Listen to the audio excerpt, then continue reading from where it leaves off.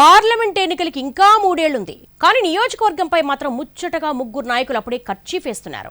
వెనకబడితే వెనకేనోయి అన్నట్టుగా అందులో ఓ మాజీ ఎంపీ సంక్రాంతి వేడుగ్గా మళ్లీ గ్రౌండ్ ప్రిపేర్ మొదలుపెట్టారు. నేతలు తొందరపడుతున్నారా, త్వరపడుతున్నారా? Let's watch.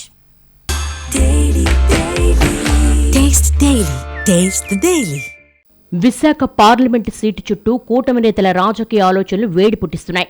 అభ్యర్థి ఎంపిక నిర్ణయం అది నాయకత్వాలదే అయినా లీడర్లు ముందస్తు హడావుడి చర్చనీయాంశమైంది. టీడీపీ, బీజేపీ నేతల మనోగతం చూస్తుంటే ప్రాధాన్యత విశాఖ ఎంపీనే అనేది చెప్పకనే అర్థమైపోతోంది.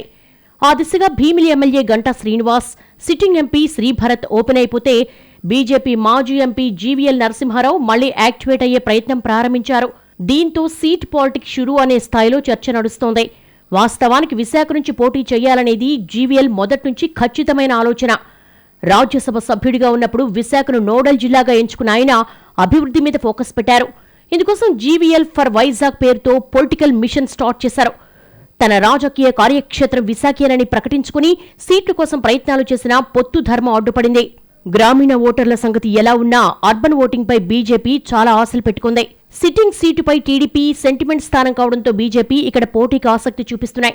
ఈ రెండు పార్టీల కాంబినేషన్ సెట్ అయిన ప్రతిసారి పార్లమెంటు కూటమి ఖాతాలోనే పడుతోంది.